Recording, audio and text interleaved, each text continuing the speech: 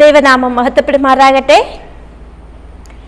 എണ്ണി എണ്ണി സ്തുതിക്കുവാൻ എണ്ണമില്ലാത്ത കൃപകളിനാൽ ഇന്നയോളം തൻ ഭുജത്താൽ എന്നെ താങ്ങിയ നാമമേ, ഇന്നയോളം തൻ ഭുജത്താൽ എന്നെ താങ്ങിയ നാമമേ. ദൈവത്തിന് സ്തോത്രം. ദൈവം നമുക്ക് ചെയ്തു തന്നതായ നന്മകൾ അനേകമാണ്. എണ്ണമില്ലാത്ത കൃപകളാണ് ദൈവം നമുക്ക് തന്നത്. അവ ഓരോന്നും എണ്ണി സ്തുതിക്കുവാൻ നമ്മുടെ ആയുസ് പോരാതെ വന്നിരിക്കുകയാണ്. തുടർന്നുള്ള നമ്മുടെ ആയുസ്സിലെ ഓരോ നിമിഷങ്ങളിലും ദൈവത്തിന്റെ കൃപകളെ ഓർത്ത് നമുക്ക് സ്തുതിക്കാം. ഇന്നത്തെ പ്രഭാത ചിന്തയ്ക്കുള്ള വിഷയം ഓരോ പ്രഭാതത്തിലും സന്ധ്യയിലും വിശ്വസ്തയോടെ ആരാധിക്കുക എന്നതാണ്. നമുക്കൊരു വാക്യം വായിക്കാം. മത്തായിയുടെ സുവിശേഷം 7-ാം അധ്യായം അതിന്റെ 24-ാമത്തെ വാക്യം. ആകയാൽ എൻ്റെ ഈ വചനങ്ങളെ കേട്ട് ചെയ്യുന്നവനൊക്കെയും പാറമേൽ വീട് പണിത ബുദ്ധിയുള്ള മനുഷ്യനോട് തുല്യനാകുന്നു. ദൈവമക്കളായ നമ്മൾ ഇവിടെ ജീവിക്കുന്നത് നമ്മുടെ കുടുംബത്തോടൊപ്പമാണ്. കർത്താവിന് ഈ ഭൂമിയിലെ ഓരോ കുടുംബത്തിനോടും പ്രത്യേക താല്പര്യമുണ്ട്. ഓരോ കുടുംബത്തിലെയും അംഗങ്ങൾ സ്വർഗവുമായിട്ട് ബന്ധപ്പെട്ടിരിക്കുന്നു. അത് വ്യക്തമാക്കി ഒന്നുകൂടി പറയാം. നമ്മൾ കുടുംബത്തിൽ പ്രാർത്ഥനകൾ നടത്തുമ്പോൾ പ്രാർത്ഥിക്കുന്ന വിശുദ്ധന്മാർക്കു വേണ്ടി മാലാഖമാർ നറുമണമുള്ള സുഗന്ധ ധൂപം അർപ്പിക്കുന്നു. അതിനാൽ ഓരോ ഭവനത്തിൽ നിന്നും രാവിലെയും സൂര്യാസ്തമന സമയത്തും പ്രാർത്ഥന ചെയ്യണം. ആ പ്രാർത്ഥന സ്വർഗത്തിലേക്ക് ഉയർത്തപ്പെടും. രാവിലെയും വൈകുന്നേരവും പ്രാർത്ഥിക്കുന്ന കുടുംബങ്ങളെ സ്വർഗം ഇങ്ങനെ ശ്രദ്ധിച്ചുകൊണ്ടിരിക്കുന്നുണ്ട്. എപ്പോഴൊക്കെയുള്ള സന്ദർഭങ്ങളിലാണ് നാം പ്രാർത്ഥിക്കേണ്ടത്? ജോലികൾക്കായി വീട് വിട്ടു പോകുന്നതിന് മുൻപ് നമുക്ക് കുടുംബാംഗങ്ങൾ ഒന്നിച്ചു ചേർന്ന് നിന്ന് നമുക്ക് പ്രാർത്ഥിക്കാം. ദിവസം മുഴുവൻ എല്ലാവരെയും കാത്തുകൊള്ളേണ്ടതിന് തീക്ഷ്ണമായി ദൈവത്തോട് അപേക്ഷിക്കാം.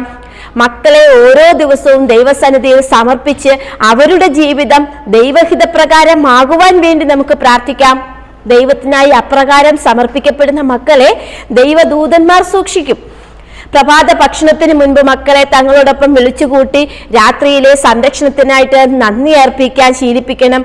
കൂടാതെ പകൽക്കാലത്ത് ദൈവത്തിന്റെ സഹായവും വഴികാട്ടലും ഉണ്ടായിരിക്കുവാൻ നമുക്ക് പ്രാർത്ഥിക്കാം.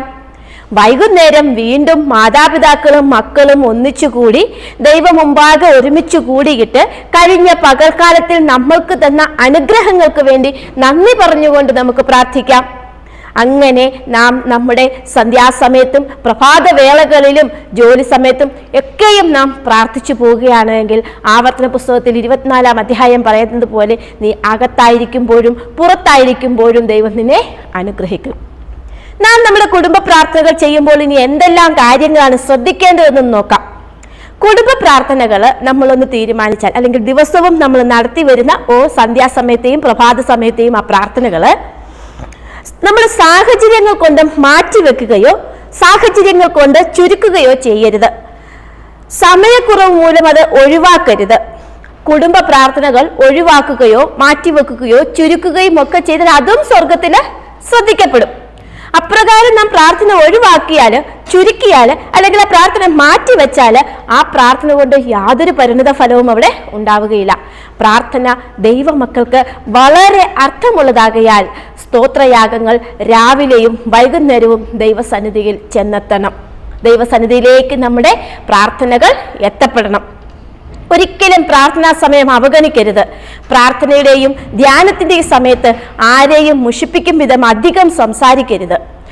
സന്ധ്യാസമയത്ത് തിടുക്കം കൂടാതെ മനസ്സിരുത്തി ദൈവത്തോട് നമ്മുടെ അഭയയാചനകൾ അർപ്പിക്കണം. നമ്മുടെ ശബ്ദമുയർത്തി സന്തോഷ സ്വരത്തിൽ നന്ദിയോടെ ദൈവത്തെ നമുക്ക് രാവിലെയും വൈകിട്ടും സ്തുതിക്കാം. നല്ല തീരുമാനങ്ങൾ എടുക്കുവാൻ ഈ പകൽ നമ്മെ സഹായിക്കുമാറാകട്ടെ. ദൈവം നമ്മളെല്ലാവരെയും അനുഗ്രഹിക്കുമാറാകട്ടെ. നല്ല തീരുമാനങ്ങളോടുകൂടി മുന്നോട്ട് നമുക്ക് പോകാം. നമ്മുടെ സന്ധ്യാ സമയത്തും വൈകുന്നേര സമയങ്ങളിലും പ്രഭാതത്തിലുമുള്ള പ്രാർത്ഥനകൾ നമ്മുടെ കുടുംബങ്ങളിൽ ശീലമാക്കുവാൻ ദൈവം എല്ലാവരെയും അനുഗ്രഹിക്കുമാറാകട്ടെ.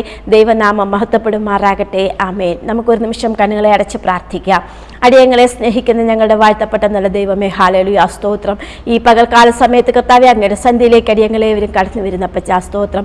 അങ്ങയുടെ വൻ കൃപയിൽ കർത്താവെ അടിയങ്ങൾ ഈ ഭൂമിയിൽ ജീവിക്കുമ്പോൾ കർത്താവെ അടിയങ്ങളുടെ പ്രാർത്ഥനകളും യാചനകളും കർത്താവെ സ്വർഗത്തിലെ സുഗന്ധ ധൂപമായി തീരുവാൻ തക്കവണ്ണം അവിടുന്ന് സഹായിക്കണമെന്ന് പ്രാർത്ഥിക്കുന്ന പച്ച സ്തോത്രം. അടിയങ്ങളുടെ പ്രാർത്ഥനകൾ കർത്താവെ അടിയങ്ങളുടെ യാചനകൾ കർത്താവെ അങ്ങേക്ക് സൗരഭ്യവാസനയായി തീരുവാൻ തക്കവണ്ണം അവിടുന്ന് സഹായിക്കുമാറാകണമെന്ന് പ്രാർത്ഥിക്കുന്ന പച്ച. അടിയങ്ങൾ പ്രാർത്ഥിക്കുമ്പോൾ യാചിക്കുമ്പോൾ അവിടുന്ന് ചെവി തുറന്ന് കേൾക്കണമെന്ന് പ്രാർത്ഥിക്കുന്നു. അങ്ങയുടെ ചെവി അടിയങ്ങൾക്ക് വേണ്ടി അടിയങ്ങളുടെ പ്രാർത്ഥനകൾക്ക് വേണ്ടി ചായച്ചു തരണമെന്ന് പ്രാർത്ഥിക്കുന്ന പച്ച സ്തോത്രം. ഹാലേലൂയ. ഈ വചനം കേട്ട എല്ലാ ദൈവമക്കളെയും അങ്ങയുടെ കരങ്ങളിലേക്ക് താഴ്ത്തി സമർപ്പിക്കുന്ന പച്ച സ്തോത്രം. ഹാലേലൂയ. അവരായിരിക്കുന്ന ഇടങ്ങളിലൊക്കെയും അവരെ മാനിക്കണമെന്ന് പ്രാർത്ഥിക്കുന്ന പച്ച. അവിടുത്തെ നാമം മാത്രം മഹത്വപ്പെടുവാൻ തക്കവണ്ണം കർത്താവെ അവരോട് കൂടെ ഇരുന്നവരെ കർത്താവെ സ്തോത്രം അവരെ സഹായിക്കുമാറാകണമെന്ന് പ്രാർത്ഥിക്കുന്ന പച്ച സ്തോത്രം. വിദ്യാഭ്യാസം ചെയ്യുന്നവർക്കായി ജോലിക്ക് പോകുന്നവർക്കായി പ്രാർത്ഥിക്കുന്ന പച്ച. പിറന്നാൾ ആഘോഷിക്കുന്നവർക്ക് വേണ്ടി പ്രാർത്ഥിക്കുന്ന പച്ച. രോഗികൾക്കായി പ്രാർത്ഥിക്കുന്ന പച്ച. ആരെങ്കിലും രോഗാവസ്ഥയിലാണ് എങ്കിൽ കർത്താവെ സ്തോത്രം അവിടുത്തെ വചനം അയച്ച് അവിടുന്ന് സൗഖ്യപ്പെടുത്തണമെന്ന് പ്രാർത്ഥിക്കുന്ന പച്ച സ്തോത്രം. ഹാലേലൂയ. മനോവിഷമത്തിലിരിക്കുന്നവർക്കും വേണ്ടി പ്രാർത്ഥിക്കുന്ന പച്ച സ്തോത്രം. അവിടുന്ന് ആശ്വസിപ്പിക്കണമെന്ന് പ്രാർത്ഥിക്കുന്ന പച്ച സ്തോത്രം. അവിടുത്തെ കരുണയിൽ അടിയങ്ങളെ എല്ലാവരെയും സൂക്ഷിക്കണമെന്ന് പ്രാർത്ഥിക്കുന്ന അടിയന്റെ കുറ്റങ്ങളും കുറവുകളും കർത്താവെ സ്തോത്രം അങ്ങയുടെ മക്കളുടെ മേലുള്ള അനുഗ്രഹത്തിന് തടസ്സമാകരുതെന്ന് പ്രാർത്ഥിക്കുന്നു. സകലവും ഞങ്ങൾക്കായി ജീവൻ വെടിഞ്ഞ യേശു ക്രിസ്തുവിന്റെ വിലയേറിയ നാമത്തിൽ തന്നെ ആമേൻ. ഈ വചനങ്ങളാൽ ദൈവം നമ്മളെല്ലാവരെയും അനുഗ്രഹിക്കുമാറാകട്ടെ. ഇന്നത്തെ പകൽക്കാലം ഏറ്റവും അനുഗ്രഹിക്കപ്പെട്ട ഒരു പകൽക്കാലമായിരിക്കുമാറാകട്ടെ. ഏവർക്കും ഒരു ശുഭദിനം നേരുന്നു.